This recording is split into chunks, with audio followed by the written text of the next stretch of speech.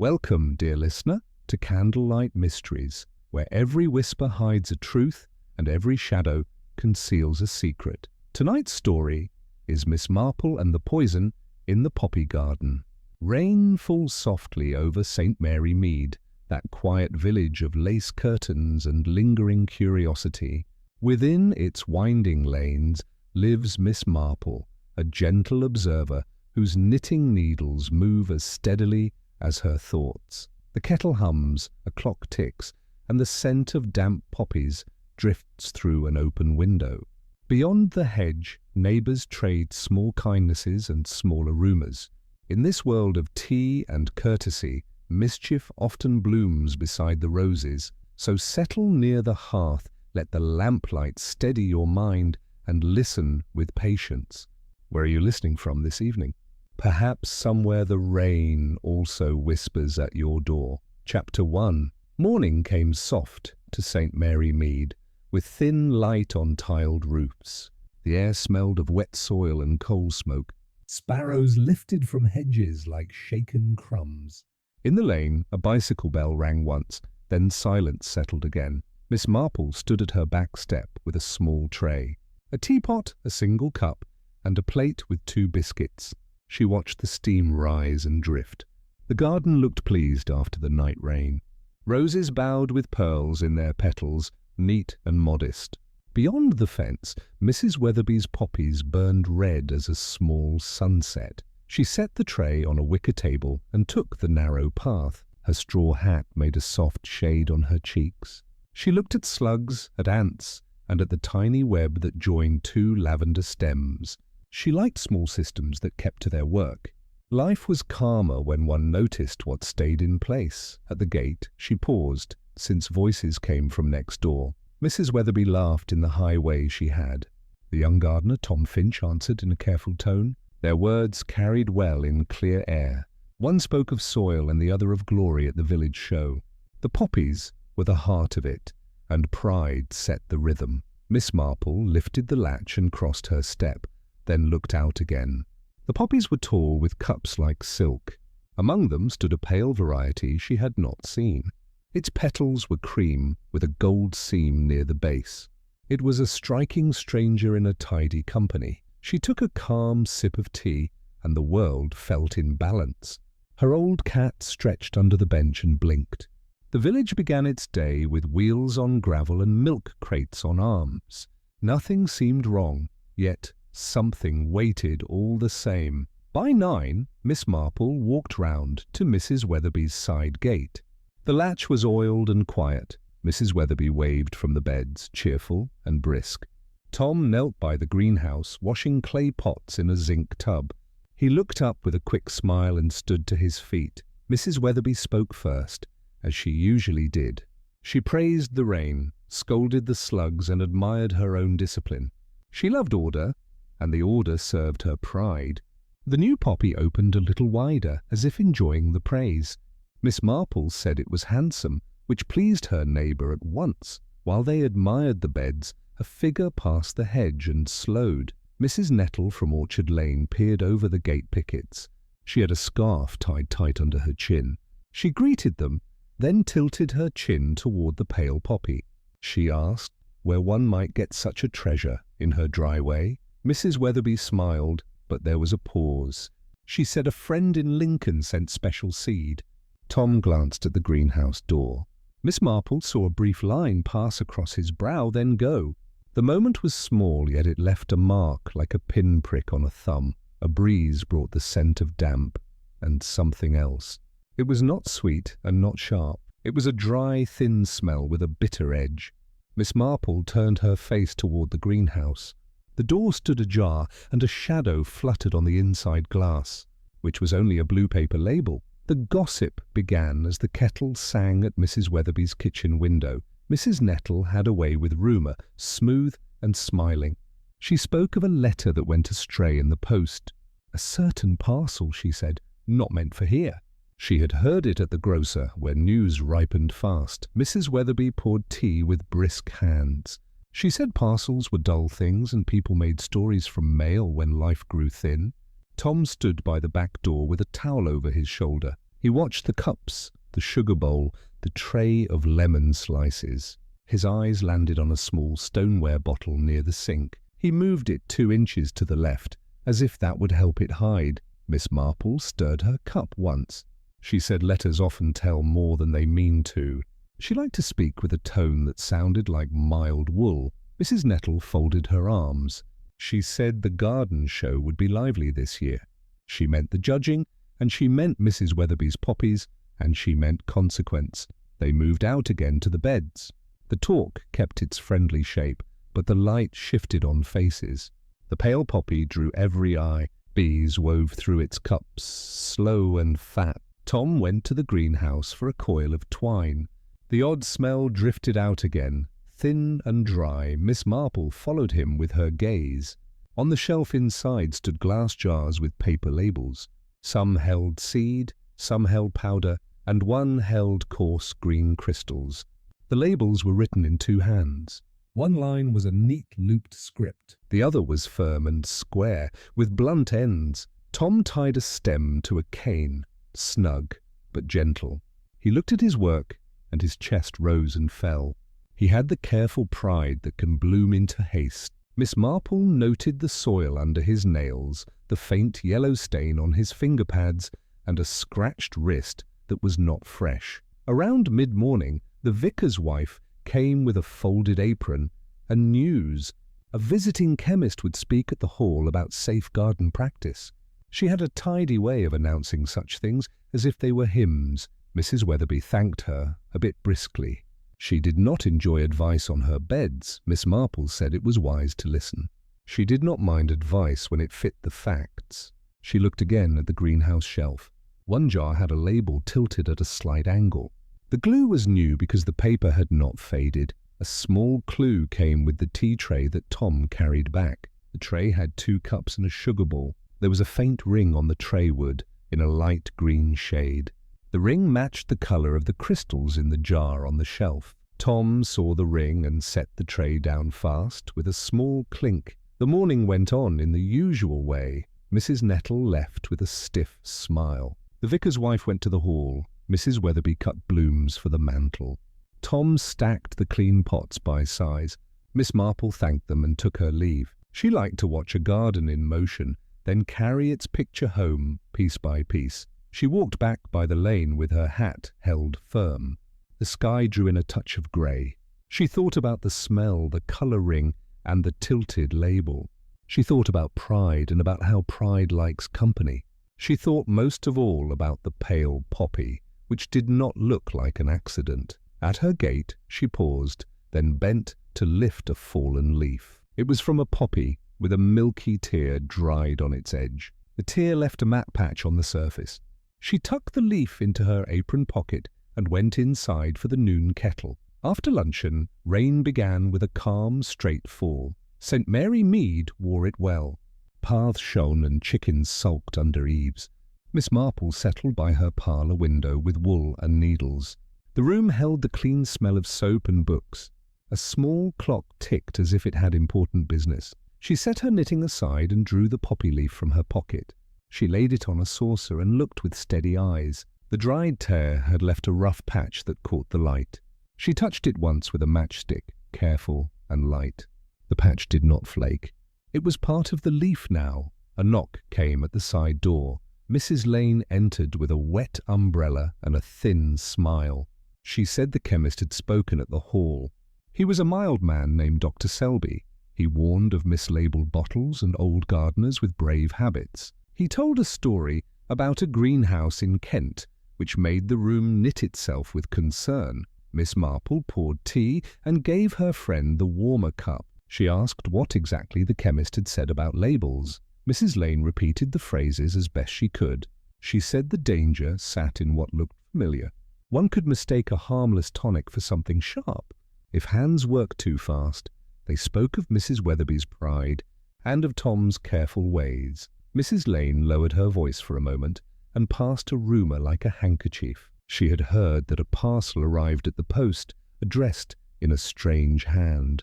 The parcel was collected by Tom, not by Mrs. Weatherby. She had this from the young clerk who trusted her with small news. Miss Marple said many parcels are collected by helpers since gardens take time.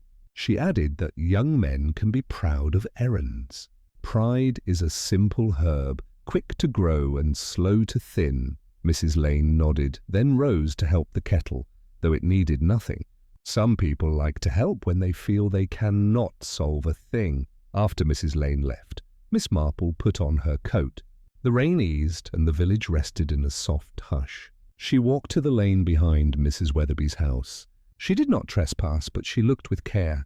The greenhouse roof held tiny pools in each pane corner. The door sat open again by 2 inches. She waited until Tom crossed the yard with a sack. He went in by the side. She called his name and asked about twine. She said she was mending a bean frame. He brought her a small coil which she did not need. His face looked pale and his eyes moved like birds. He said the weather kept him behind his tasks. She asked how long he had worked for Mrs. Weatherby. He said 2 years, and that she paid on. On the walk home, she turned the coil in her pocket. The twine had a faint, bitter smell and a dust that did not belong. She wrapped it in paper when she got in, then washed her hands with slow care. She dried them on the narrow towel by the sink, which hung straight and white. In the afternoon, she visited the vicarage. Reverend Lane sat with a sermon draft and a worried brow. He asked if she had heard the talk of mislabeled bottles. He disliked fear that came from guesswork, since it drew folks from steady tasks. Miss Marple said fear can be managed with a clean list. They made one on a sheet of foolscap. They wrote down what was known: new poppy, unknown seed, parcel collected by Tom, 2 jars of green crystals with friendly labels, bitter smell in the greenhouse, faint green ring on the tea tray. Once they had the list, the room felt less troubled. Paper can hold a worry while minds rest a minute. Near 4 o'clock, a human observation presented itself. Mrs. Weatherby walked past the vicarage window with a firm step. She carried the stoneware bottle in a basket, folded in a tea towel. She smiled at the lane and nodded at the hedge. She did not stop, though she saw Miss Marple at the glass. Miss Marple watched her turn toward the chemist's cottage. Dr. Selby had rooms there to stay the night. When a proud person seeks advice in private, one should listen for the sound of decision. Decisions made in private often move faster than sense. She took her hat and followed at a simple pace. At the corner, she met Mrs. Weatherby coming back, empty-handed. Her colour was high, and her lips pressed thin. She said half a greeting, then changed her mind and saved the rest. She went past with a stiff back. Miss Marple watched her vanish into the rain's pale veil. At dusk, the village lamps woke one by one. Miss Marple lit hers and made a light supper. She thought about what pride does when it is corrected. It may accept the lesson with grace, or it may work alone to prove itself. She worried about the second path. Alone work done at dusk can invite harm. She took the poppy leaf to the scullery. She held it above the steam from a small pan. The milky patch gave off a faint scent, bitter and dry. She stopped at once and opened the window. This would do, for her purpose, which was only to fix the pattern in her mind. Evening settled like a wool shawl with a neat edge. The clock chimed 7, small and polite. She wrote a note for herself and set it under the clock. The note said labels, twine dust, stoneware bottle, pride. She liked to have a list waiting for morning. Such lists kept her thoughts straight in sleep. Before bed, she stood at the back window. In Mrs. Weatherby's garden, a single light burned in the greenhouse. It made a dim square on wet grass.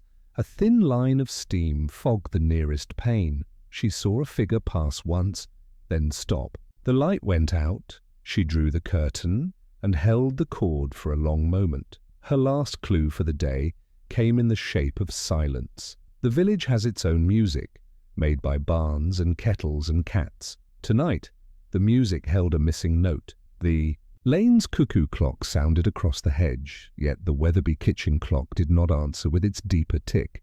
A house can speak by sound, and it can speak by lack of sound. She turned down the bed and placed her spectacles on the Bible. She thought of gardens, of gifts from unknown friends, and of human hands that hurry after praise. She thought of Tom, who looked worried by safety rather than guilt.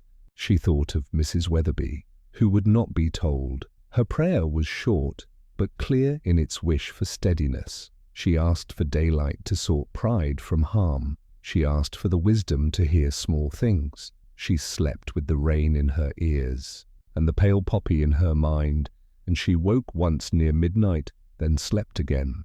Morning would bring new words, and tea and duties. It would also bring the next step on a path already marked. Miss Marple felt that path in her bones as an old gardener feels frost before dawn. She trusted patient work and plain facts. She trusted tea and lists and time. Chapter 2. The morning after the rain began pale and mild. The clouds drifted like ash over the hills. In St. Mary Mead, windows opened to let in clean air. Bread baked at the grocer's, and the sound of bicycles came again along the lanes. Miss Marple rose early. She watered her roses and fed the cat. The day had a smell of wet stone and chalk. Across the hedge, Mrs. Weatherby's house sat still, curtains drawn. The poppies stood tall, faintly glistening. She noted the greenhouse door was now shut. By 10, she had dressed in her dark blue coat and chosen her smaller hat. The vicarage lay 2 streets away. The path led through elms and the scent of damp moss. The church bell struck once as she reached the gate. The air trembled lightly, and she smiled at the sound. Mrs. Lane opened the door before Miss Marple could knock. She was tidy and brisk, with flour on her sleeve. The smell of sponge cake filled the hall. The vicar called a greeting from his study, his voice mild as parchment. They were people of order and comfort, and tea was their answer to everything. In the drawing-room, the fire burned low but steady. The clock ticked, the lace curtains swayed, and the whole scene had the peace of habit. Mrs. Lane poured tea into cups with thin handles. She asked if Miss Marple had seen Mrs. Weatherby's garden lately. Her tone held interest and concern in equal part. Miss Marple said she had, and that the flowers were doing well. Mrs. Lane nodded, then leaned forward. She said Mrs. Weatherby had taken ill at supper the previous evening. Not gravely, only a faint turn, but enough to call Dr. Selby. He had said it was the damp air, or perhaps a tired heart. Still, people talked. At that, the vicar entered, straightening his cuffs. He greeted Miss Marple with the warmth of a quiet man who liked her steadiness. He said the doctor was to call again today, to check on Mrs. Weatherby. He spoke kindly, but with a note beneath, as if news waited behind his patience. As tea cooled, the talk turned to the visiting chemist, Dr. Selby. He was a precise man, known for long sentences and clean shoes. He had spoken at the hall last evening about garden safety and the right use of sprays. His talk was polite, yet carried weight. He had mentioned cases of confusion, small accidents that were not so small. Mrs. Lane recalled one story clearly. A lady in Kent, she said, had kept a tonic bottle near her plant feed. Both bottles looked the same, and she took the wrong one to her kitchen table. The result was unfortunate. The chemist had looked around the hall as he told it, as if to see who might take the warning personally. Miss Marple sipped her tea slowly. She said it was sensible to keep bottles separate. The vicar agreed and spoke of labels, of handwriting, of tidy minds. He said confusion came not from malice but from speed. Mrs. Lane nodded and mentioned that Tom Finch, Mrs. Weatherby's gardener, had collected a parcel from the post office last week. He had said it was garden supplies. Miss Marple asked whether he often did so. Mrs. Lane said yes, but this time the sender's name was unclear. The postmaster had read it twice before releasing it. She said it could have been Lincoln, or Linton, or Linden. The handwriting was uncertain. Miss Marple noted this and stirred her tea once more. The talk shifted again, as it always did in small houses. The vicar mentioned Sunday readings. Mrs. Lane asked about lace patterns, but beneath the domestic hum ran the thread of something sharper. Miss Marple could feel it in the pauses. Words moved like polite curtains, hiding a draught. At length the bell rang. Mrs. Lane went to answer. Dr. Selby stood there, coat damp from mist. He was a neat man, with rimmed glasses and a slow smile. He said Mrs. Weatherby was resting well, better than expected. The vicar offered him tea, which he accepted. He sat near the hearth, warming his hands. He spoke quietly of his rounds. He said people trusted their kitchens too much. They left bottles uncorked, cupboards unlocked, and powders near their food. He said accidents were made of care, not cruelty. He looked at Miss Marple as he said it, his tone deliberate, but not unkind. She met his eyes and said, "Sometimes care and pride resemble each other." He nodded at that, and his smile deepened a fraction. He asked if she gardened much. She said only enough to learn patience. Mrs. Lane brought in the sponge cake, still warm, and the talk lightened. The chemist ate 2 slices, complimenting the flavour, yet he kept glancing toward the window, as if weighing a thought he had not spoken. When he rose to go, he paused near Miss Marple's chair. He said quietly that Mrs. Weatherby's greenhouse had a peculiar scent. He had noticed it the night before. He thought it came from her fertilizer mix, perhaps made too strong. He told her to be careful. Miss Marple thanked him with a small nod. She said gardeners, like doctors, often rely on instinct. After he left, the vicar looked thoughtful.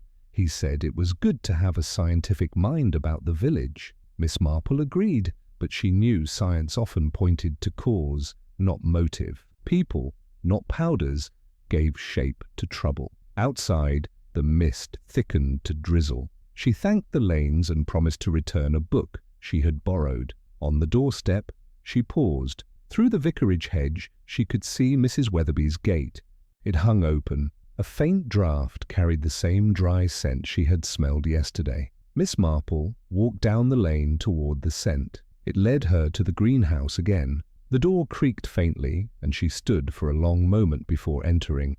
Inside, warmth and damp air mixed with that same bitter edge. The plants were perfect, the pots aligned, yet the piece felt rehearsed. She touched a shelf with one gloved hand. The dust was fine, pale green. The bottle with the square label. Tom Finch stood in the doorway. His cap was wet and his boots held mud. He looked startled, though he tried to smile. He said he had forgotten to lock the door. Miss Marple said it was kind of him to work early. He nodded and reached for the shelf, straightening a tin. She watched his fingers move with care, but also with fear. She asked if Mrs. Weatherby felt better. He said she was resting. He said she had taken her medicine and gone to sleep quickly. His voice caught on the word medicine. He looked down at the floor, then picked up a broom to busy himself.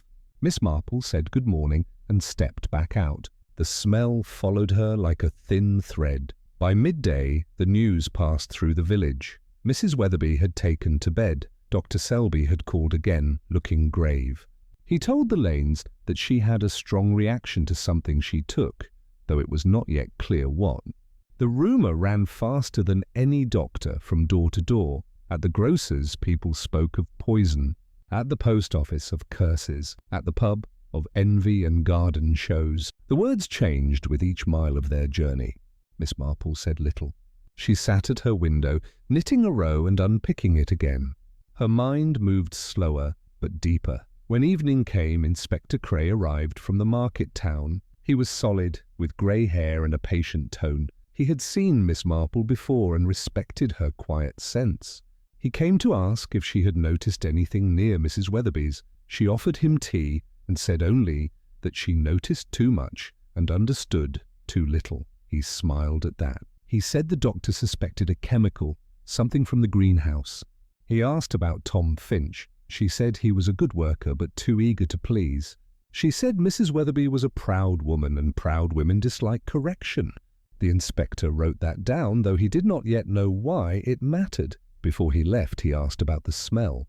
She said it was a dry, bitter scent, faint as dust on glass. He said the doctor used that word too. Then he thanked her, stood, and left. The room held the echo of his boots for a long time. Later that night, rain began again, steady and thin. The cat leapt onto the sill and watched the drops. Miss Marple set down her knitting. She wrote 2 words in her notebook, mislabelling and intent. One was accident, the other design. Between them stood pride, again and again. She looked out toward the poppy garden, now dark and wet. In the faint light, she saw Tom walking toward the greenhouse with a lamp.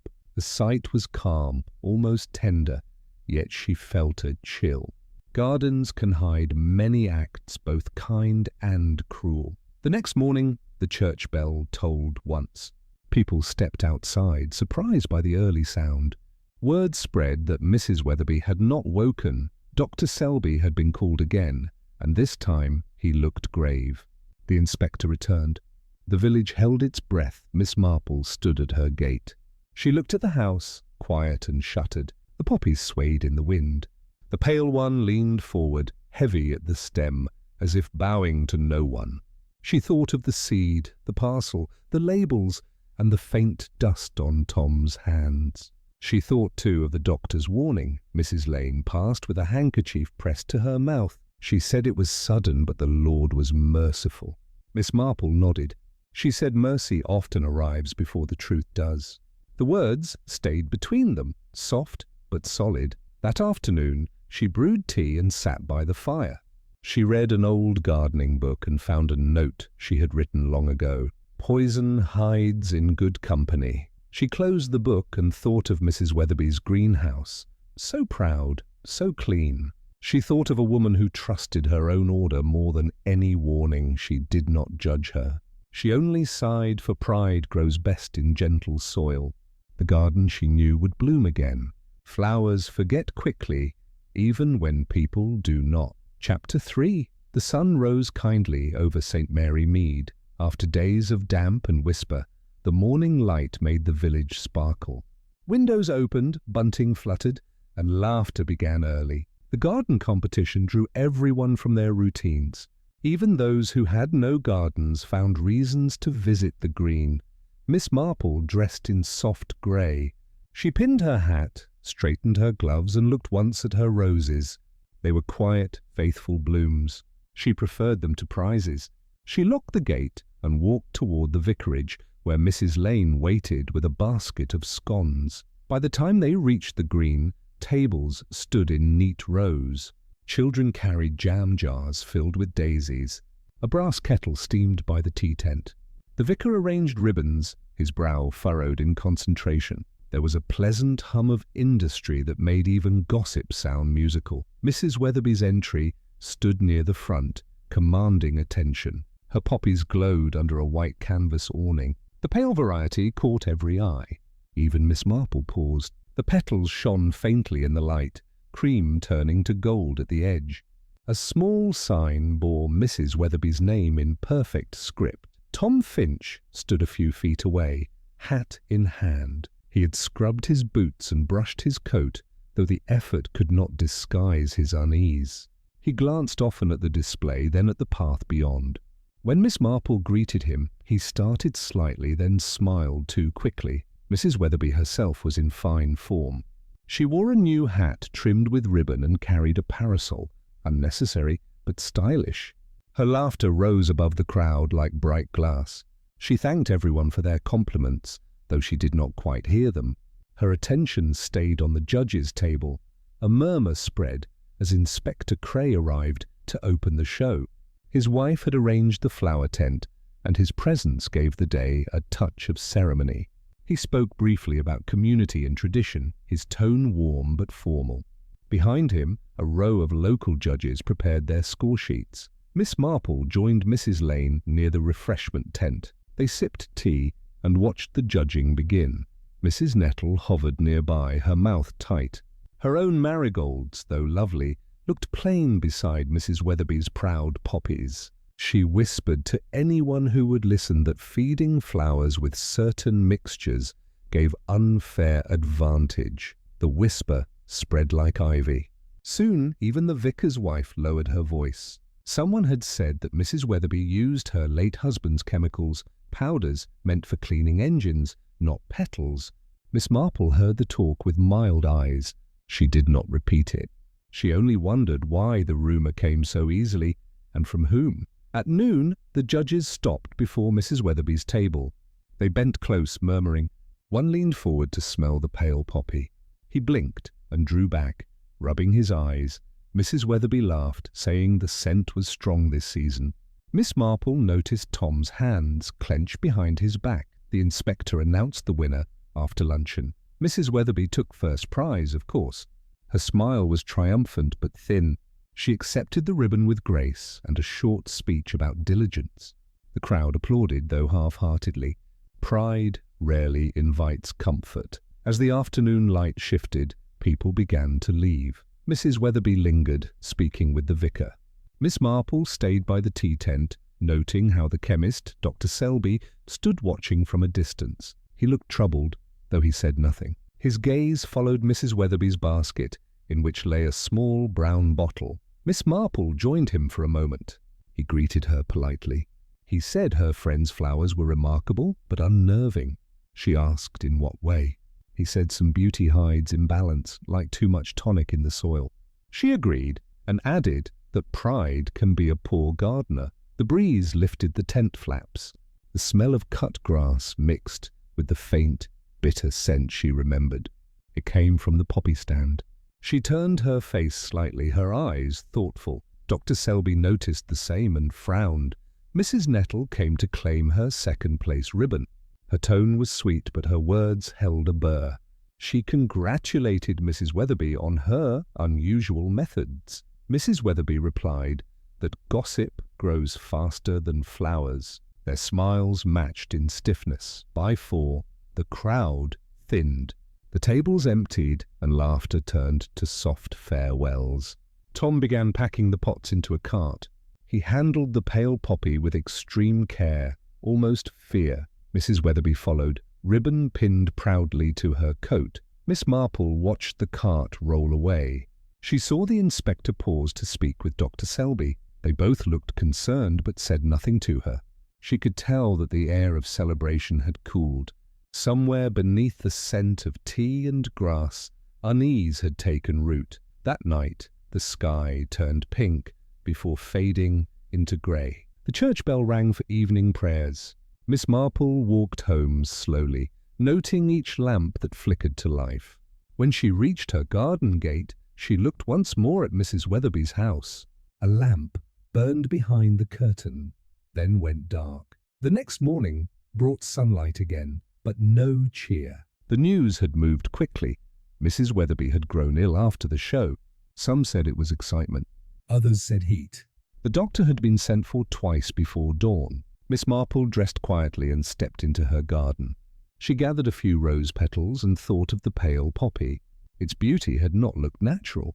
Perfection seldom is. At the post office, Mrs. Nettle was already there, telling her version of events. She said the poppies had given off a strange odour when packed. Tom had gone pale as paper.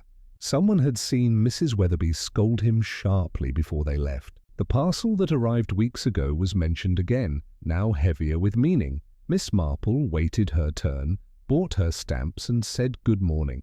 She never competed with rumour. She simply outlived it. By afternoon, Inspector Cray called at her cottage. He looked tired, though polite. He asked if she had noticed anything odd during the show. She said only that people had noticed the smell. He nodded. The chemist, he said, believed the plants had been treated with a compound too strong for human contact.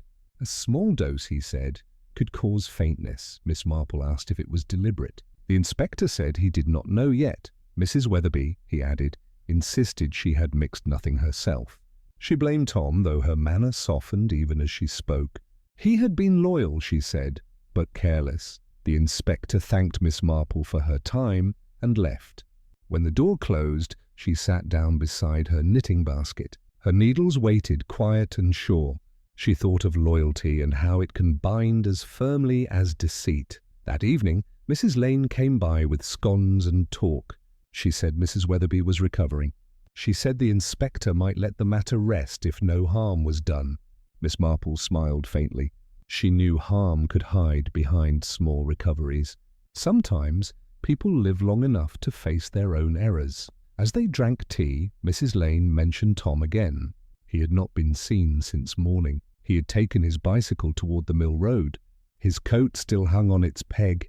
Miss Marple looked toward the window and said softly that boys often run when they feel ashamed, even if their hands are clean. When Mrs. Lane left, Miss Marple took her notebook and wrote 3 new lines. Prize 1, pale poppy moved, Tom gone. Bottle missing. She looked at the page until the ink dried, then closed it with care. Outside, dusk came gently. The poppies in her neighbour's garden still caught the last of the light. She imagined their scent drifting over the fence, still sweet, still hiding something bitter. That night, the sound of footsteps came faintly along the lane. A bicycle wheel turned once, then stilled. Miss Marple stood at her window, candle in hand. She saw a shadow near the hedge, then nothing. The night held its breath. In her mind, the day replayed in small, patient images, the green dust on Tom's hands, the sharp scent in the air, the judge who rubbed his eyes, the ribbon pinned too tightly. She did not yet have answers, but she had begun to see the pattern. She whispered to herself that truth grows like ivy, not like poppies. It climbs, it clings, and it takes time. She blew out the candle and went to bed, thinking of Mrs. Weatherby, who had everything she wanted except peace. Chapter 4. The next day began with low cloud and the smell of rain. St. Mary Mead lay quiet under the grey sky. Shops opened late, and even the birds seemed subdued. People spoke softly in the lanes, for Mrs. Weatherby's illness lingered in every word. Miss Marple kept to her window in the morning. She watched the road beyond the hedge. No bicycle passed, and Tom's absence sat heavy on the village. By noon she folded her knitting, rose from her chair, and put on her hat. Some matters required gentle company, not silence. She walked toward Mrs. Weatherby's house. The garden looked as neat as ever. The poppies, proud and shining, had begun to droop slightly at the tips. Their colour still glowed, though the soil beneath looked newly turned. She paused at the gate before lifting the latch. Mrs. Weatherby appeared at the doorway. She looked pale but composed, her usual brightness dimmed. She said she was recovering well and invited Miss Marple in for tea. Her voice carried a new tone, soft, deliberate, slightly wary. Inside, the house smelled faintly of disinfectant and roses. A kettle sang on the stove. The tea tray was already set. Cups, a sugar bowl, a small plate of shortbread. Miss Marple noticed a stoneware bottle on the sideboard. The label was turned away, its cork pressed deep. Mrs. Weatherby spoke about the garden show. She said how lovely it had been, though her pride seemed forced. She blamed the fainting on the heat and her own excitement. She said people loved to imagine poisons and plots, though she had little time for such nonsense. Miss Marple nodded politely. She said the poppies were remarkable, perhaps too remarkable. Mrs. Weatherby smiled thinly. She said beauty can make people jealous. Her tone carried more hurt than anger. The kettle whistled, and Mrs. Weatherby poured the tea. Her hand trembled slightly. Miss Marple reached for the teacup, steadying the saucer. The tea was strong, the colour deep. She asked whether Tom had returned. Mrs. Weatherby said no. She added that boys often run when they think they've caused trouble. They drank in silence for a few moments. Then Mrs. Weatherby said she would show Miss Marple her greenhouse again. She spoke as though she meant to prove something. Miss Marple agreed, rising quietly from her chair. The greenhouse stood at the far end of the garden. Its glass panes shone wetly in the dim light. Inside, the air was heavy and close.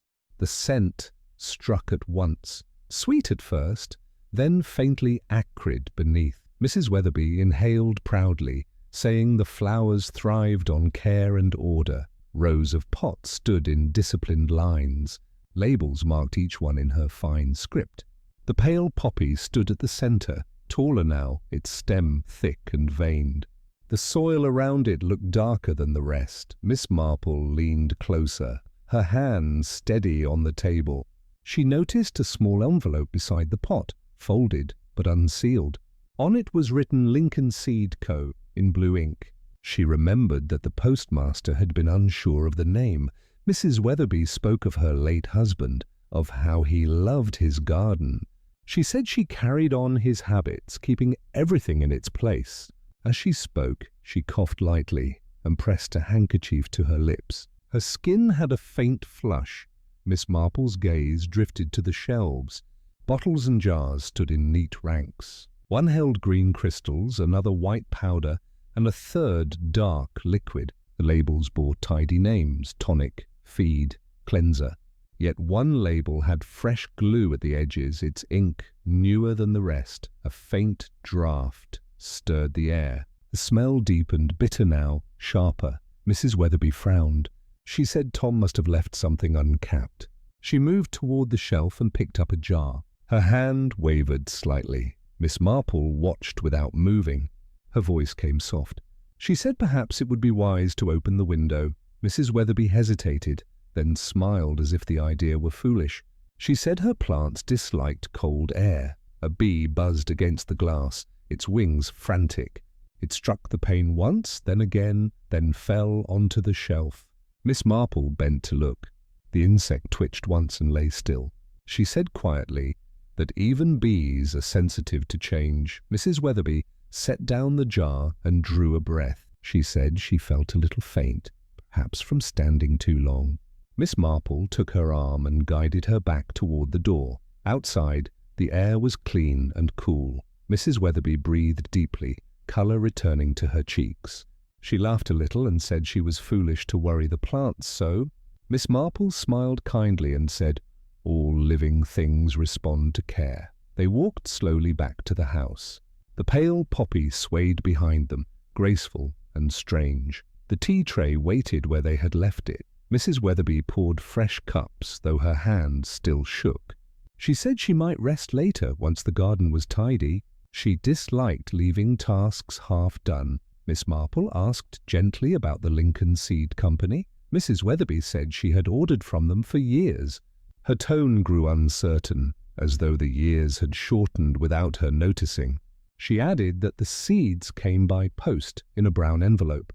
She had not kept the letter. A small clue arrived with the sound of the clock striking 4. The doorbell rang, and Dr. Selby entered with his bag. He greeted both women, took Mrs. Weatherby's pulse, and frowned slightly. He said she should rest more and keep away from her chemicals for a day or two. Mrs. Weatherby laughed. She said the greenhouse air kept her young. The doctor smiled, though his eyes disagreed. He asked Miss Marple to step outside with him for a moment. In the lane, he spoke quietly. He said Mrs. Weatherby's symptoms were troubling: dizziness, dry throat, weak pulse. He thought she might have inhaled something harmful, perhaps phosphorus-based fertilizer. He warned that such mixtures can be deadly in enclosed spaces. Miss Marple thanked him. She said she would stay a while longer to be sure her friend was not alone. He nodded and left. She returned to the parlour. Mrs. Weatherby sat with her knitting, though the pattern was wrong. The loops tangled in her fingers. She smiled faintly and said she had made a mess of it. Miss Marple took the needles gently and set them aside. The evening deepened. Rain began to patter softly against the glass. Mrs. Weatherby spoke of her late husband again. She said he had taught her to keep records, every seed, every bloom. She offered to show Miss Marple the ledger, proud of its neatness. The book lay on a shelf near the window. Miss Marple opened it carefully. The pages smelled faintly of dust and camphor. Each line listed plantings and notes, written in fine, looping script. But near the end, one page looked different, ink darker, writing firmer. The hand was not Mrs. Weatherby's. She asked about it. Mrs. Weatherby said Tom sometimes made notes for her. Miss Marple looked at the entry. P. somnifera, special feed applied, 1 dram. The date was last week. She closed the book and smiled. She said Tom had learned much from her. Mrs. Weatherby agreed, though her voice faltered. As night fell, Mrs. Lane arrived with soup. She said the vicar worried. Mrs. Weatherby thanked her kindly, though she looked tired. Miss Marple stayed until lamps were lit. Before leaving, she stood at the greenhouse door once more. The light inside was dim, the air heavy. She shut the door firmly and checked the latch. On the ground nearby lay a small cork stopper. She picked it up and slipped it into her pocket. At home, she placed the stopper on her mantle. She looked at it for a long while, then noted its faint green stain. The village slept early that night. Only the clock at the church tower broke the quiet. Miss Marple sat by her fire, her mind steady. She thought of Mrs. Weatherby's cough, of Tom's careful hands, of the mislabeled jars. She thought of pride and how it can turn care into harm. Outside, the wind shifted. Somewhere, a pane rattled softly in the greenhouse. The poppies swayed unseen in the dark. Chapter 5. Morning came clear and thin over St. Mary Mead. The rain had washed every hedge. Roof tiles shone like new pennies. A milk cart rattled past Miss Marple's gate. The world looked tidy again. She brewed tea and opened the kitchen window. The cat jumped to the sill and blinked at the light. Pigeons muttered on the vicarage roof. She looked toward Mrs. Weatherby's house. Curtains hung still in every room. A knock sounded at her door before 8. Mrs. Lane stood there with pale cheeks. She said the bell had tolled at dawn. She said Mrs. Weatherby had not woken. She spoke with care and folded her hands hard. Miss Marple took her shawl and followed. The lane was very quiet. An early lorry hummed far away. They passed hedges heavy with wet leaves. The front door stood open at Mrs. Weatherby's house. Inside, the air felt neat and empty. A clock ticked in the hall. The parlour held 2 chairs and a folded rug. Mrs. Lane led the way to the small morning room. Dr. Selby waited there with his bag. He greeted Miss Marple with a slow nod. His eyes were tired and kind. He said they had done what could be done. He said peace had come in the night. He kept his voice even for Mrs. Lane's sake. Inspector Cray stood near the window. He looked heavier than yesterday. He asked Miss Marple to sit for a moment. He said he would value any observation.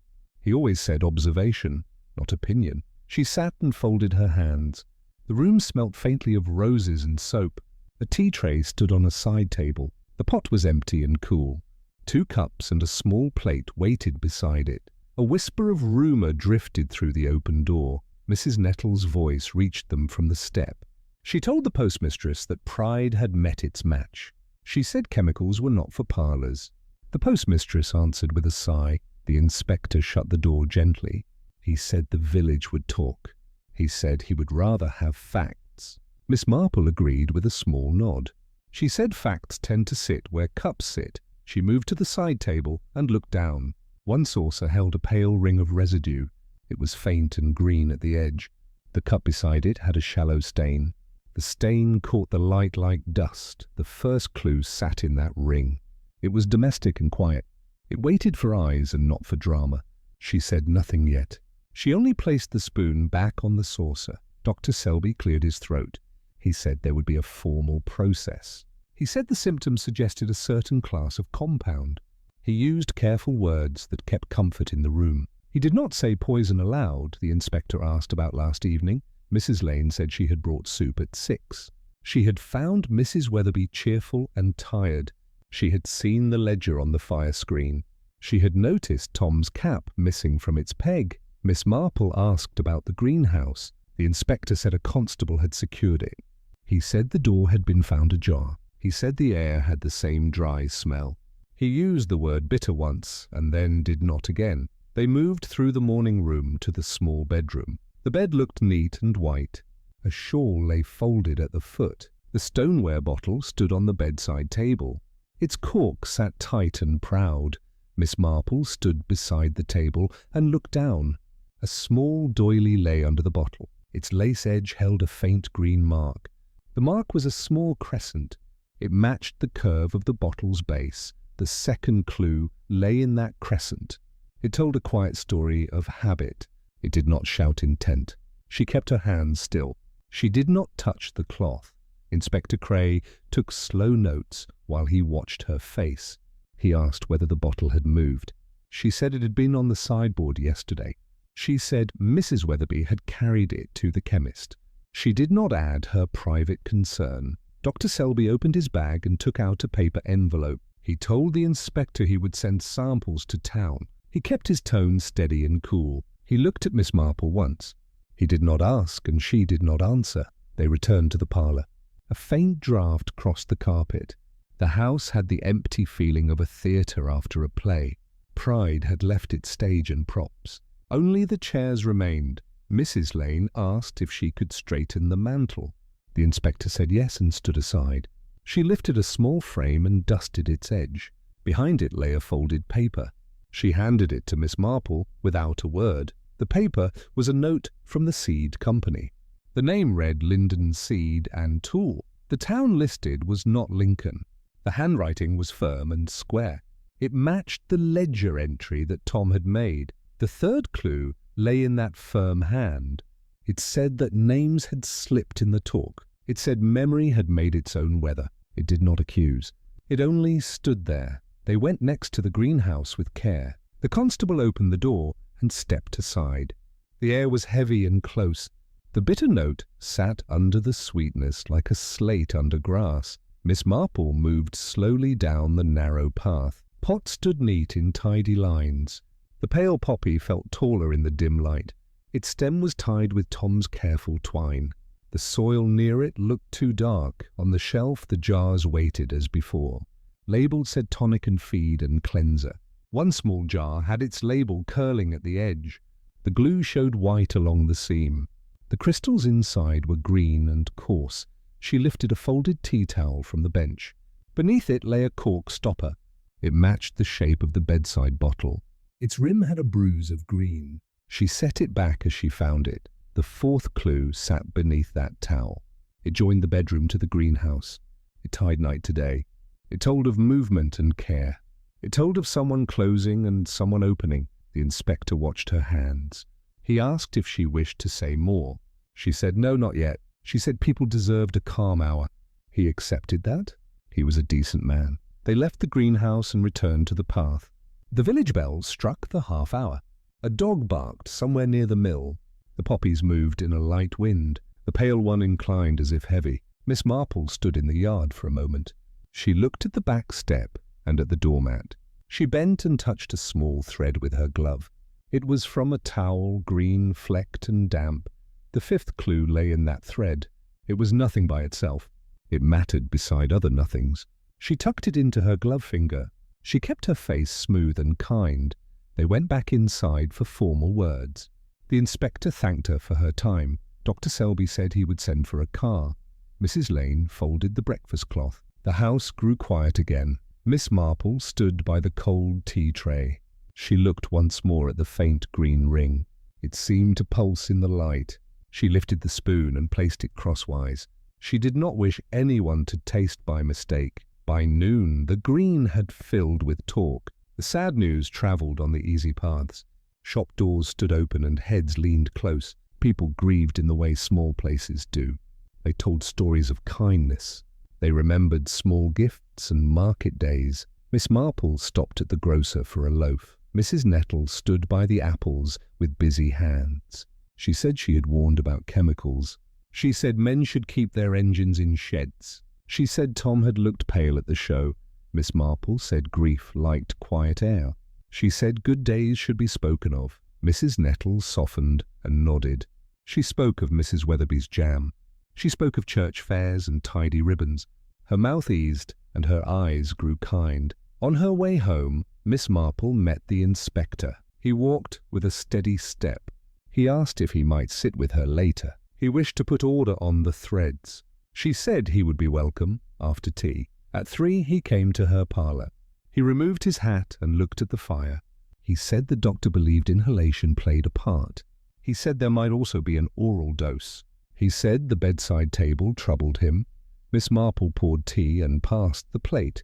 She asked about Tom. The inspector said the boy had returned at noon. He had turned himself in with shaking hands. He had said he feared blame for carelessness.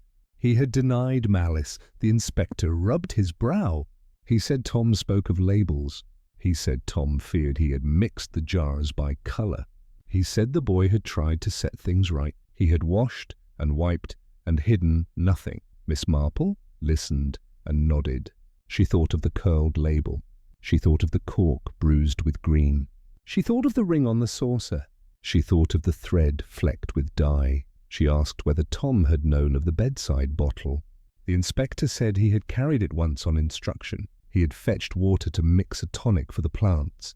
He had never seen it by the bed before last night. Miss Marple set her cup down and folded her hands. She said some errors begin in the right room. She said they end in the wrong room. She said pride can move objects across thresholds. The inspector wrote that in his book. He asked about motive in the strong sense. He said the law liked clear designs. She said design could be shaped by vanity. She said harm could bloom without hatred. She said a wish to prove knowledge can be a wish to rule. He sighed and looked older. He said the coroner would ask for clean answers. He said the doctor would offer words like exposure and dose. He said the jury would hear the gossip before the fact. She stood and fetched a small parcel from her mantle. She opened it and set the cork inside the paper. She placed the green flecked thread beside it. She did not tell him where she had found them. She said they might prove useful. He examined both with care. He asked if he might take them. She said yes. She said he might also look again at the ledger page. She said the square hand and the neat hand told the order of influence. He rose and thanked her. He said he would return after speaking with Dr. Selby. He left his card on the table. He walked away with his hat in his hand. He looked as if a map had begun to form.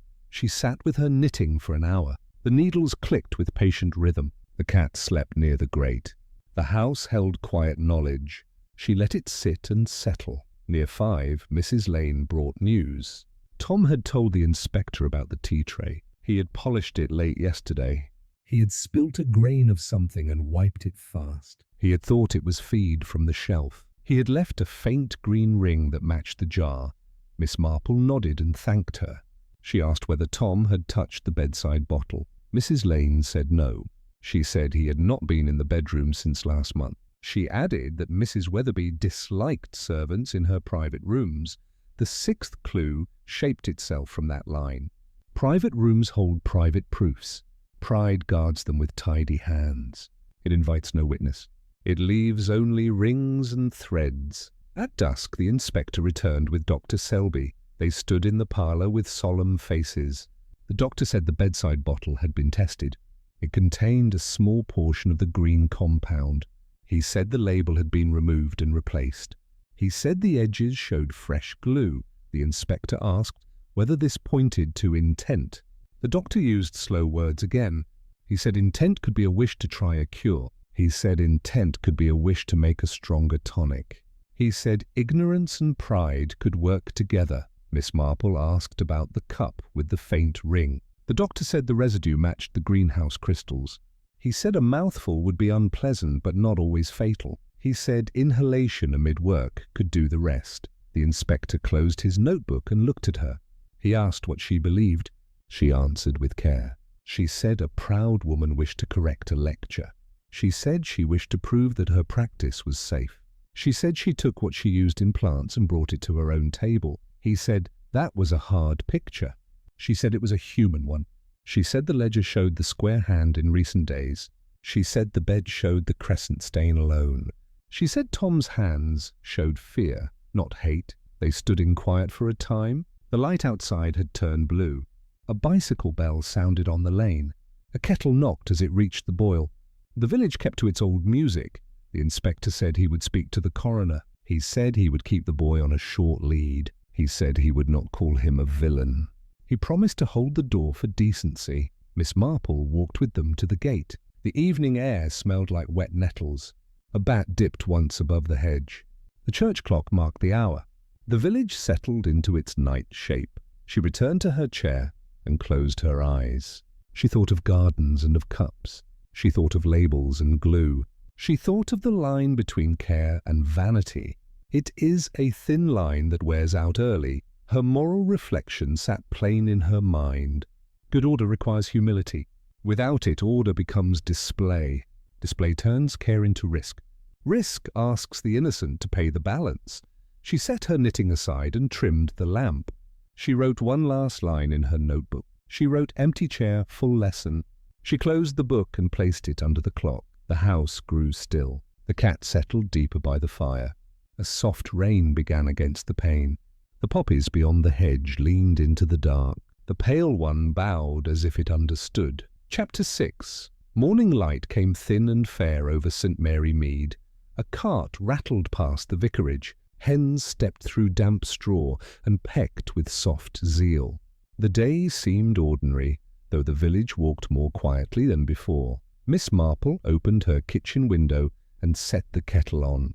The cat leapt to the sill and watched a bee work the lavender. She measured tea with care. She placed 2 slices of bread beneath the grill and waited for the pale toast to appear. Across the hedge, Mrs. Weatherby's garden stood hushed. The poppies lifted their faces in the cool air. The pale one bent from its height as if listening. A light wind moved the seed heads with a dry whisper, gentle and strange. Miss Marple finished her breakfast. She wrote a small list on a scrap of paper. The list said Tom, ledger, bottle, thread. She folded the paper and tucked it under her glove. She preferred to carry her thoughts in plain words, not in worry. Village gossip began on the lane outside the grocer. Mrs. Nettle spoke to the postmistress with lowered voice. She said the coroner would judge harshly if chemicals were involved.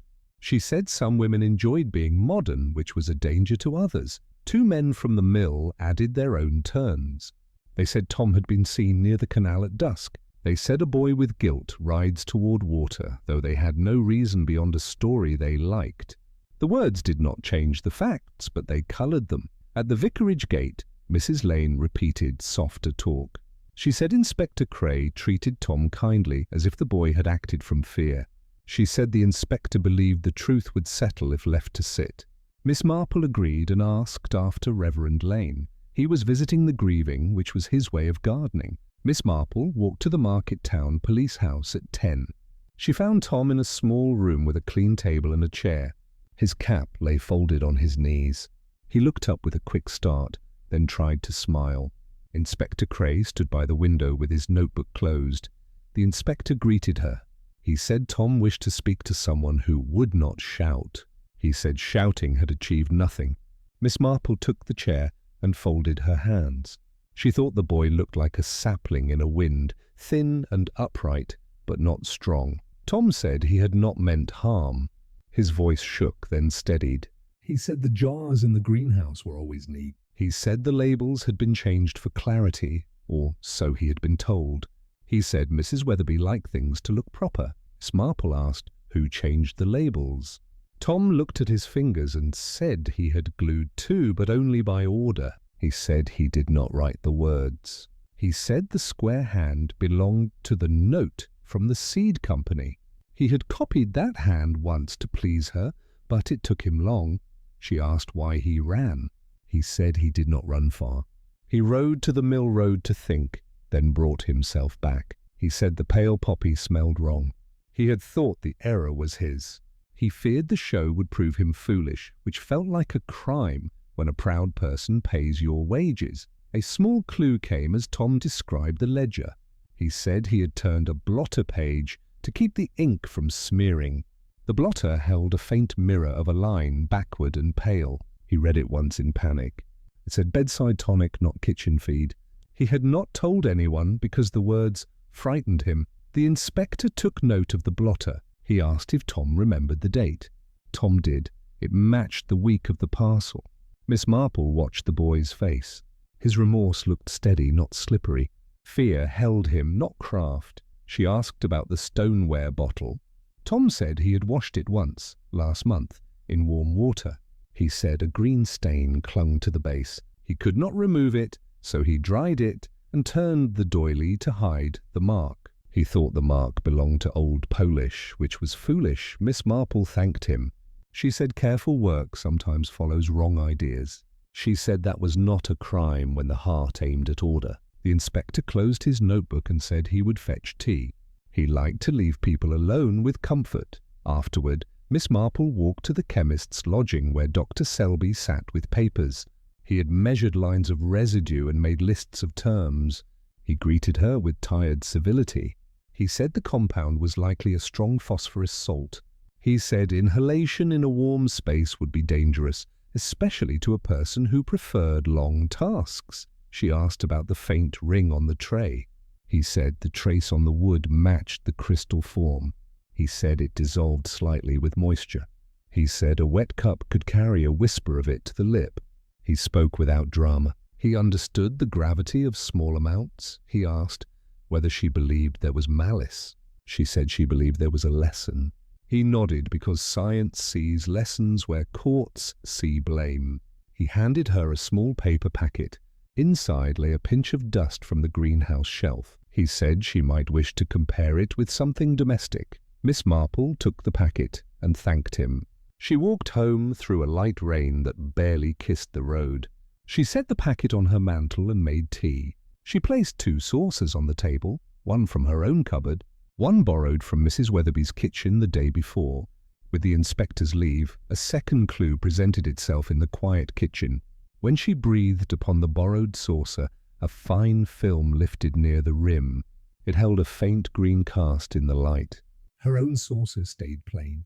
She saw the difference and felt no triumph, only a tidy sorrow. She washed the saucers and dried them well. She returned the borrowed one to its paper wrapper. She wrote a neat line on a card and pinned it under the clock. The line said, "Residue travels where pride sits to drink." The afternoon settled with a calm that felt like a held breath. Clouds gathered in mild ranks above the hills. The village paused between talk and silence.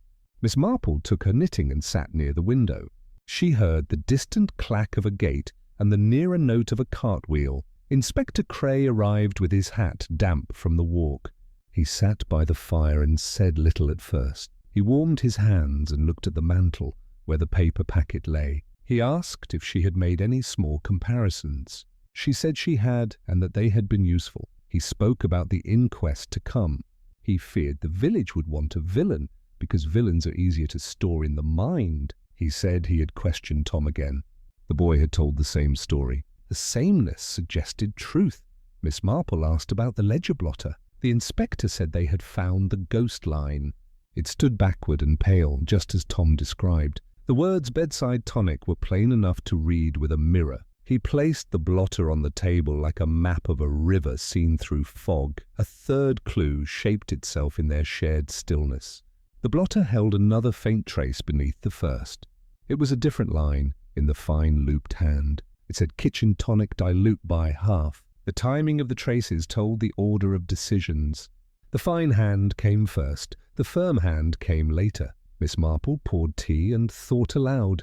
Slowly, she said a proud gardener received a polite lecture and objected to its tone. She said she wished to show that her practice held no danger. She said she adjusted her labels to carry her will across rooms. The inspector asked if that made the act deliberate. Miss Marple said it made the act determined. She said harm followed a decision to ignore caution. She said this was not spite, which seeks pain, but pride, which seeks praise. They walked together to Mrs. Weatherby's house in the late day. The constable at the door nodded them in. The rooms felt colder now because grief pulls heat from corners. The kitchen stood clean, with cups stacked and a towel folded. The morning room held the tea tray, covered by a cloth. Miss Marple lifted the cloth and looked at the spoon she had crossed. The inspector saw that small kindness and nodded. He liked neat acts that protect without fuss. The light through the window made a pale bar on the tray, like a rule on a school slate. They stepped to the bedroom. The doily under the bottle had been removed to a bag. The bedside table bore a faint circle where the cloth had been. The inspector touched the wood with a finger and then withdrew it. He did not wish to disturb what memory the surface still kept. Miss Marple crossed to the writing desk against the wall. She opened the top drawer with care. Inside lay receipts, seed envelopes, and a stack of square labels. A paste pot sat beside them with its brush, cleaned and wrapped in paper. The paste smelled faintly of gum and starch. A fourth clue revealed itself in that drawer. One label bore the word tonic in the neat hand. Another bore the same word in the square hand. The edges showed different ages. The newer one had a brighter white and sharper corners. A few dried flecks of green rested on the same card. The inspector looked from the labels to the bottle on the table. He said the replacement had been done recently. He said the choice to move the word from shelf to bedside had been planned, not sudden. Miss Marple said the change was part of a demonstration, and demonstrations often choose their stage with care. They went next to the greenhouse as light began to fade. The air inside felt warmer than the lane. Plants held their breath, if such a phrase can be allowed. On the bench the twine lay in loops like lines on a map. The pale poppy stood at the centre, solemn and tall. Miss Marple lifted the tea towel she had replaced yesterday. Beneath it, the cork she had shown the inspector was gone, because he had taken it. In its place lay a small notebook she had not noticed before. The cover bore Tom's initials in pencil, timid and neat. She opened it to the last page. A fifth clue sat in the uneven lines. Tom had written measurements for feed and water and a prayer that the show would please his employer. One line at the bottom read, "Do not bring bottle to house," underlined twice. The writing shook at the end, as if a hand had been called away. Miss Marple closed the notebook and handed it to the inspector. He read the last line twice, then placed the book in his pocket. He stood very still. He understood that the boy had tried to resist an instruction, yet lacked the power to forbid it. They left the greenhouse and stood in the yard. The evening air cooled at once. Smoke rose from a few chimneys and lay flat under the cloud. From the church, a faint scale of notes sounded as the organist practiced. Life's usual order pressed gently against the day's disorder. Back at Miss Marple's cottage, they sat for a final talk. She spoke with quiet care. She said the domestic objects told the story without heat. The blotter, the labels, the doily, the tray, the cork, each kept its small truth. Together they kept the larger one. She said Tom stood in the path of that truth, but not as a cause. He stood there as a witness who moved things when told, who wiped when scolded, who feared dismissal more than blame. The inspector listened with his eyes on the fire. He did not write, because some conclusions are better held than inked. He asked what would be fair at the inquest. She said fairness would call the death misadventure born of pride. She said it would ask for clearer keeping of jars and papers. She said it would release the boy with a warning for care, not for cruelty. He nodded and rose. He thanked her for her patience. He said he would speak for decency in the room where words grow heavy. He put on his hat. He stepped into the Chapter 7. Morning broke mild and clear over St. Mary Mead, with thin sun on damp flags. The baker stacked warm loaves in the window. A cart clattered toward the green. Miss Marple took in the ordinary music and felt its steadying grace. She watered the ferns on her sill, then laid a small duster across the chair. The cat blinked and settled again.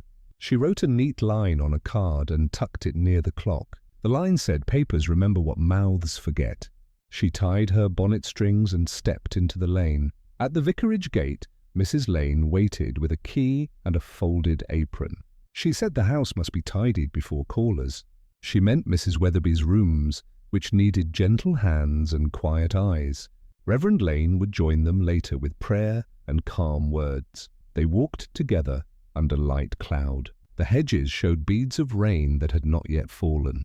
The village spoke softly as they passed. Mrs. Nettle stood by the post with lowered voice. She told the postmistress that Tom had been released to sleep at home. She said the inquest would call it misadventure. Her tone suggested a story that would need polishing. Miss Marple made no answer, and Mrs. Lane kept her step. They reached the Weatherby gate, oiled and quiet even now. The key turned without sound. Inside, the house greeted them with order and stillness.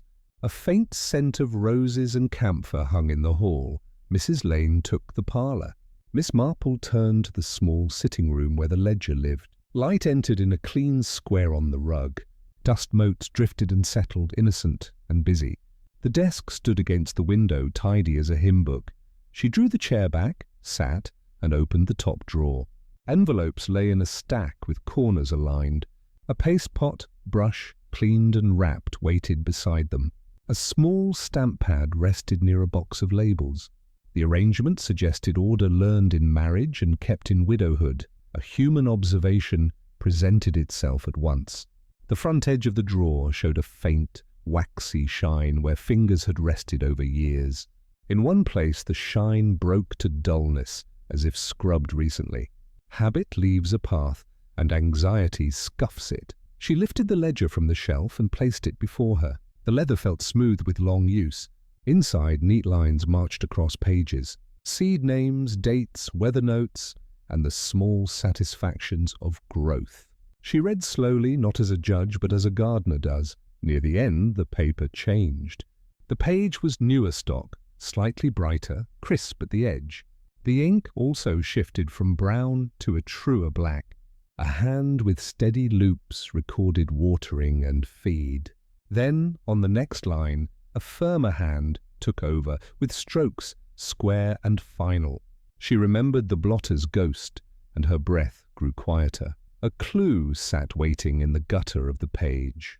A pinhole pierced the margin at one entry where a slip had once been pinned. The hole showed bright paper within, unaged by air. The slip was gone now. Absence speaks when it is neat. Mrs. Lane entered with a dust cloth and stood without fuss. She asked whether the ledger told anything helpful. Miss Marple said it told what people loved most. Mrs. Lane nodded, which covered many truths. She began to dust the mantel in small, kind movements. Miss Marple turned back a page. Here the poppies were listed with patient joy. Petal count, colour depth, and notes about staking. A week later the entry read, "Special seed from L seeds tested." The L was pressed deeper, as if the pen hesitated. She traced the letter with her eyes, not her finger. Another clue revealed itself in the margin. A faint rub of green dust rode the paper edge, too light for the eye at first. When she tilted the book toward the window, the cast showed. It matched the tint she had seen on the tea tray. Powder travels farther than intent. She turned the page again. The firm hand had written bedside tonic, 1 dram, then scored the words with a single line. Beside it, the looped hand added, kitchen tonic only, dilute by half. Two minds sat on that line, patient and proud, and did not agree. She paused and looked out at the garden through the glass. The pale poppy leaned toward the path, tall and grave. A robin flicked along the border stones. The greenhouse panes held a dim reflection of the sky. Quiet houses show their tempers by how they hold light. Mrs. Lane brought a small tray with a pot and cups. She set it by the window and poured without asking. She said she had found a stack of seed catalogues in the hall chest. She wondered whether they were needed. Miss Marple asked to see them after tea. They drank without sugar. The tea steadied the room. Miss Marple closed the ledger and lifted the envelope bundle from the drawer. She untied the string that held them. Each was stamped and addressed with tidy care. At the back lay one with the square hand. The return name read Linden Seed and Tool. A third clue sat on that envelope flap. A small smear of paste had glued it twice, then lifted. The edge bore 2 arcs where the gum had failed, one old, one new. The new arc held grit-like sand, green, tinted and fine. She set the envelope aside with quiet respect. They went to the hall chest together. Mrs. Lane lifted the lid and folded the top cloth. Catalogues filled the space in neat order. Miss Marple paged through to spring editions. She found one with a dog-eared leaf marked with a pin. A pale thread trailed from the hole. Within, a note in the looped hand marked P. somnifera, heritage strain, not for food. Below it, a square hand had written a price and short code. 2 worlds shared the margin without harmony. The pinhole on the ledger page had a sister here. A knock sounded at the open door. Reverend Lane stepped in with his careful tread. He looked round the room and bowed his head for a brief prayer. Then he asked if help was wanted with the papers. Mrs. Lane smiled and sent him for brown paper and twine. He obeyed with grateful purpose. Miss Marple returned to the desk. She drew out the blotter and held it to the light. The pale ghost line showed as the inspector had said. Beside it, another ghost leaned the other way. A mirror truth sat under the first, time stacked upon time. She thought of river stones polished by the same stream. A soft footstep sounded in the doorway. Tom Finch stood there, cap in hand. His eyes looked exhausted but open. He had come to fetch his coat and to ask forgiveness of the house. He spoke with the awkward grace of contrition. Mrs. Lane ushered him in like a stray. Miss Marple asked if he could help with labels. He nodded, grateful for the ordinary request. She placed the paste pot, the brush, and a blank card before him. She asked him to write the word tonic as he usually would. He did, careful and slow with small pride at the curve. She placed his card beside two others that lay in the drawer. One in the looped hand, one in the square. Tom's sat between them like a bridge that carried both shapes. He looked from one to the other, and the lesson drew itself upon his face. A last clue of the part arrived with a smell. Camphor drifted from the desk, stronger than before.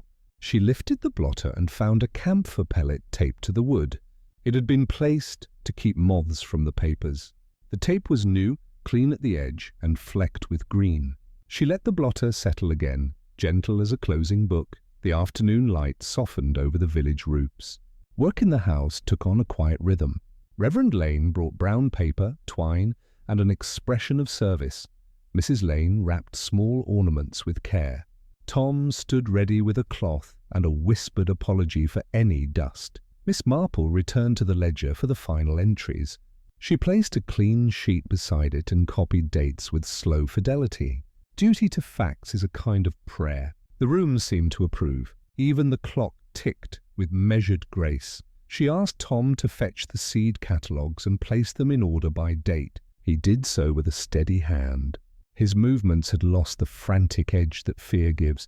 Work, properly named, can carry a shaken person back to himself. From the doorway, Inspector Cray appeared with hat in hand. He asked if he might observe a little longer. He promised quiet and kept it. He stood by the window and let the garden reflect in his gaze.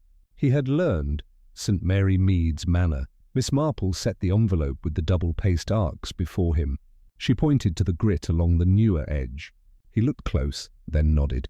He said the laboratory had mentioned particulate in the glue sample. He was glad to see a matching friend. She opened a thin book from the drawer, half ledger, half diary.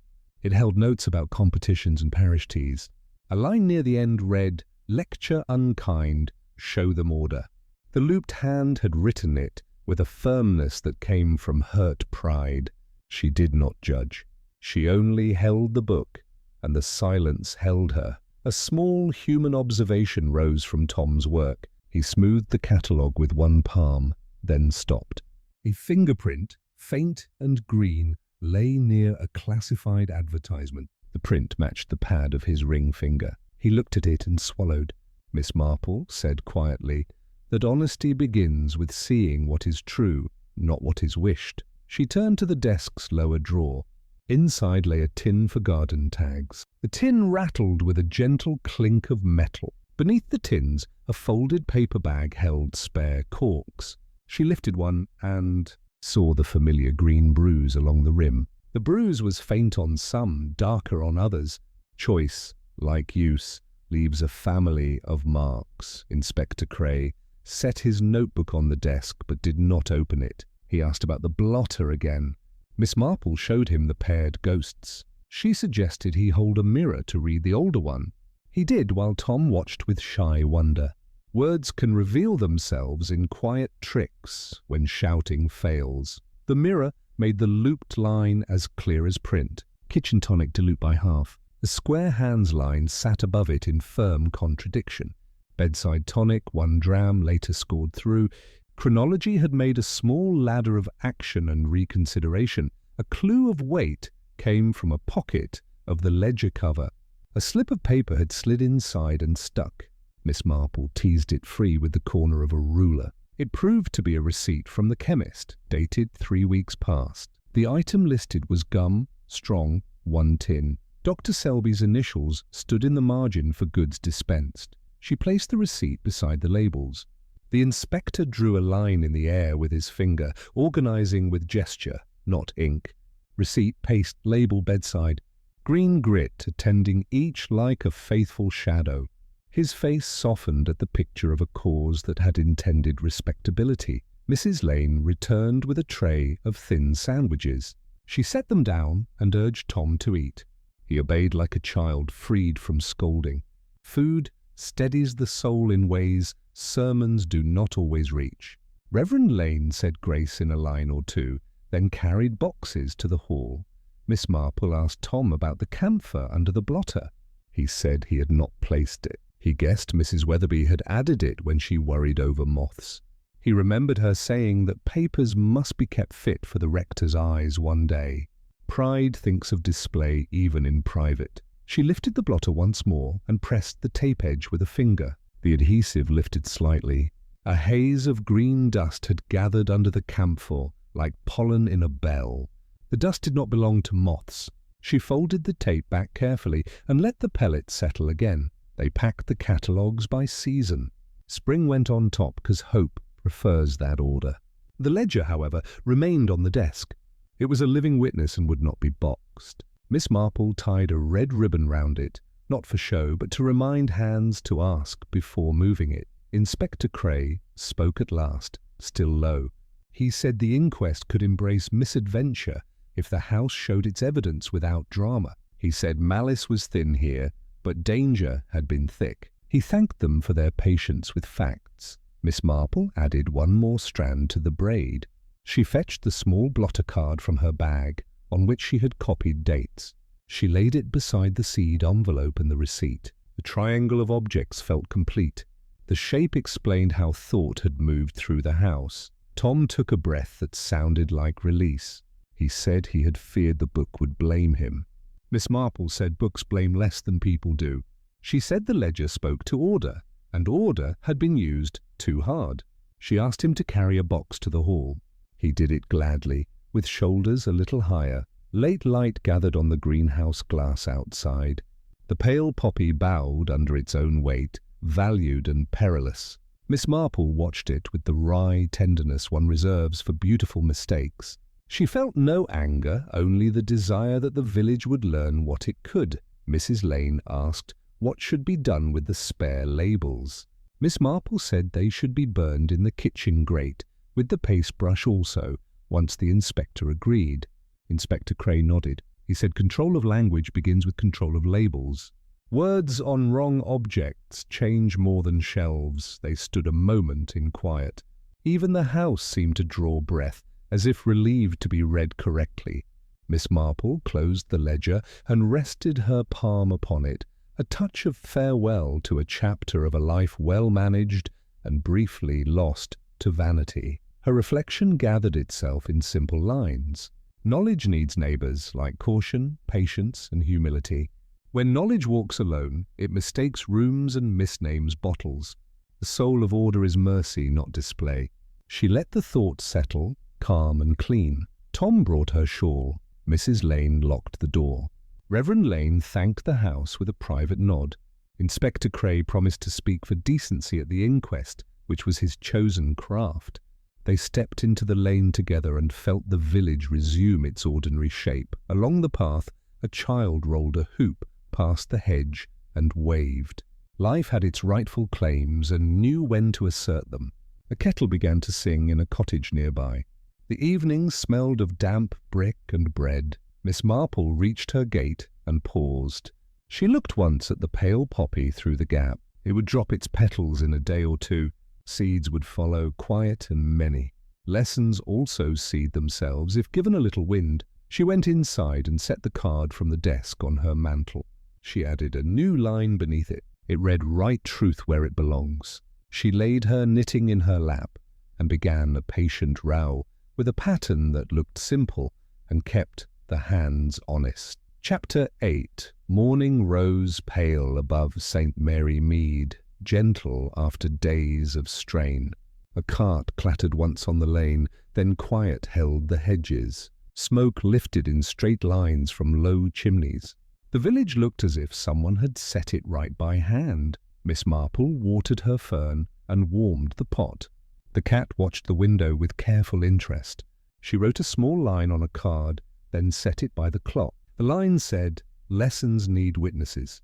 She took her shawl and stepped outside. At the vicarage, Mrs. Lane met her with a folded handkerchief. The inquest would sit by noon in the parish room. Reverend Lane had arranged chairs and water. Inspector Cray had asked for calm voices and clean facts.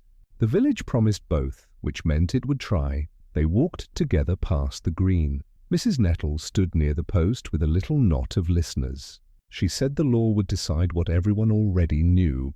She meant chemicals, pride, and misadventure. Her voice lowered when Miss Marple passed, The parish rooms smelled of polish and old paper. Sunlight made bars across the wooden floor. People filed in slowly and sat by habit.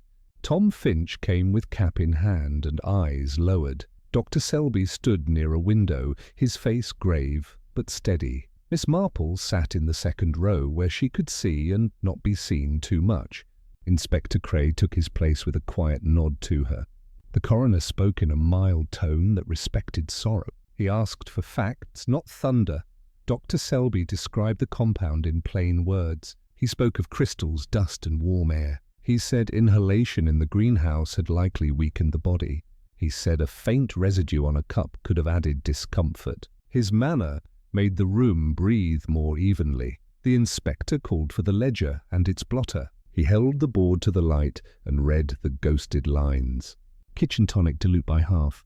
Bedside tonic, 1 dram, later scored through. He explained the order of writing in careful phrases. No one moved while he spoke. A small clue entered the room with the envelope he produced. Its flap bore 2 arcs of paste, 1 grit marked and green. He placed it beside the labels found in the desk. The newer label showed sharp corners and a fresh edge. The older one was softened by time and handling. Miss Marple watched the faces as much as the papers. Pride faded into humility on some, and caution grew in others. Tom kept his head bowed, but a slow breath changed his shoulders. Truth, when tidy, gives even the ashamed a place to stand. The coroner asked whether intent had a simple name here. The inspector said intent had been shaped by wounded vanity. He said no hatred had been found. He said the act showed determination to prove order correct, not a wish to harm. The room took that in as a necessary medicine. Miss Marple was asked to speak. She rose with quiet balance and folded her hands. She said her knowledge came from rooms and objects. She spoke of a ring on a tray, a crescent on a doily, and a cork stained green. She described labels with 2 hands and a ledger with 2 minds. She said pride often looks like care when it stands close to bottles. She said names move from shelves to beds when lessons are refused. She said Tom had feared fault because loyal hearts fear it first. She then sat, and the room seemed to grow calmer. A human observation arrived when Mrs. Nettle lifted her chin. She asked whether modern gardening had brought sin to the village. Reverend Lane answered before others could. He said sorrow had come by ordinary means, not by modernity. He said mercy was the proper answer to failure. By late morning, the coroner closed the evidence. He asked if anyone wished to add a final note. Tom stood, though he shook. He said he had wiped a ring and turned a label once by order. He said he had begged that the bottle stay in the greenhouse. He said he had failed to argue well. The coroner thanked him. He noted the boy's honesty and his limited power. He asked the inspector for his recommendation. The inspector suggested misadventure, firm but humane. He asked for village guidance on safekeeping of chemicals. He asked that no one be made a villain for the sake of tidiness. The verdict came with simple words and a decent tone. Death by misadventure, complicated by inhalation in a closed space. Contributing factors included mislabeled containers in domestic rooms. The coroner asked that a notice be posted about storage and clear names. The room sighed as one, not from relief alone, but from recognition. A quiet clue settled as chairs scraped. Dr. Selby spoke to the inspector in a low voice. He asked that 2 jars be surrendered for safe disposal. He added that the pale poppy should be cut before wind carried its seed. The inspector agreed at once. Miss Marple left the parish room with Mrs. Lane. Sun warmed the step and the stone path. Tom waited near the side gate, unsure of where to place his hands. He looked young again, like a boy who has outgrown a suit all at once. She asked him to walk to Mrs. Weatherby's garden. He nodded and followed with small steps. Mrs. Lane came too, because kindness prefers company. The 3 of them crossed the lane without haste. The house received them in a tidier silence than before. Windows stood open for air. The smell of roses and soap balanced the last hint of camphor. On the kitchen table lay brown paper, twine, and a small heap of labels. Inspector Cray arrived with a constable and a canvas bag. Dr. Selby came behind with careful hands. They nodded to Miss Marple and to the house. Everyone kept their voices soft as if a patient slept in the next room. They began with the greenhouse. The door opened to a warmer air that still held a dry edge. Sun struck glass and scattered into quiet brightness. The pale poppies stood at the centre, as if in prayer. Miss Marple took the twine from its peg and held it for Tom. He cut a length and steadied the stem. His hands were careful and gentle. Dr. Selby readied a pair of clean shears and waited for a sign. Miss Marple looked at the flower for a long moment. She said beauty asks for respect, not worship. She nodded to Tom. He supported the stem while Dr. Selby cut. The bloom lowered, light as silk, then lay still on the bench. A small clue emerged beneath the pot as they lifted it. A dust shadow ringed the saucer, green and fine. The benchwood showed a faint twin of it. Miss Marple traced the line with her eyes. Movement leaves echoes, even when careful hands attend it. The inspector sealed 2 jars and labelled them for disposal. He placed the fresh label plainly on the glass, writing in slow block letters. He asked Tom to witness, and Tom did so, steady now. Control of names felt like control of harm. They carried the cut bloom to the garden and laid it on brown paper. Reverend Lane joined them with a small prayer for the dead and the living. The words were short and honest. They asked for humility to grow where pride had been. Miss Marple returned to the kitchen. She stacked the remaining labels and tied them with string. She cleaned the paste brush and placed it in the fire with the inspector's consent. The bristles curled and darkened. Mrs. Lane stood beside her and breathed in a softer way. Tom brought in the last of the jars. He set them on the table with care, then stepped back. He looked around the room as if seeing it new. Places of danger had become places of work again. He understood the difference now. The inspector thanked everyone. He said he would send the final notice to the village board. He would ask for a talk at the hall about safekeeping and plain words. He would not mention names. He would mention habits. Miss Marple walked with Tom into the small morning room. The ledger sat tied with a red ribbon. She loosened it and opened to the last clean page. She handed him the pen. She asked him to write a closing line for the garden. Tom wrote slowly and stopped often. He wrote poppies lifted, pride corrected, order kept with mercy. He signed only with his initials. He set the pen down and waited for judgment. Miss Marple touched the edge of the page and nodded once. A human observation came when Mrs. Nettle paused at the gate outside. She peered through the hedge and saw the group at work. She did not enter. She moved on after a moment, slower than before. Gossip weakens when rooms refuse it. In the afternoon they walked the small borders with gentle eyes. Miss Marple noted where canes needed moving and where soil asked for sand. She spoke to Tom about patience and labels with dates. She spoke of keeping one cupboard for dangerous things and one for kind things and never letting them trade. Dr. Selby thanked her for the lesson, which had not been his to give. He said he would write a short guide for the village. He would test labels for smudge and stock paste that stayed where it should. Science does practical contrition when it is wise. The inspector lingered by the door. He asked if the house felt different now. Miss Marple said it felt honest. He smiled in a small way and put on his hat. He said he would see Tom tomorrow to confirm employment with another garden. He would speak to a friend who liked honest boys. Miss Marple stood in the yard as the light turned kind. Bees found other flowers without argument. The cut poppy rested beneath brown paper in the shed. Seeds would not fly from it today. The wind carried only the smell of damp earth and tea. She returned to her cottage as the first lamp lit the lane. The cat met her at the step. She set the kettle on and drew the curtains with a simple tug. The house gathered her like a shawl.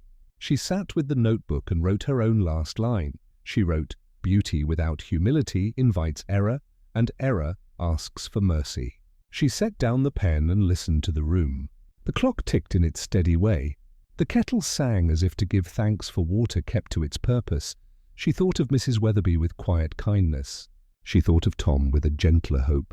She thought of the inspector and the doctor, both decent men who liked proof. She thought of Mrs. Lane, whose order came wrapped in care, not display. Her closing reflection shaped itself plainly. Villages keep peace when they keep language plain. People keep safety when they keep pride small. Gardens thrive when hands remember that labels tell the truth, not the wish. The lamp cast a warm circle on the table. Outside, the night arranged the hedges into soft lines. St. Mary Mead returned to its older music, which is the music of work done and doors latched. Miss Marple lifted her cup and tasted quiet. She set the cup down and rose.